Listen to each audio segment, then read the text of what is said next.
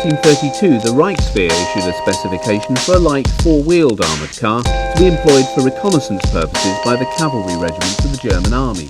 The resultant Kfz-13 built by the ADLER company was at best an expedient. Classified as obsolete by the Second World War, the Kfz-13 nevertheless saw service in the Polish campaign.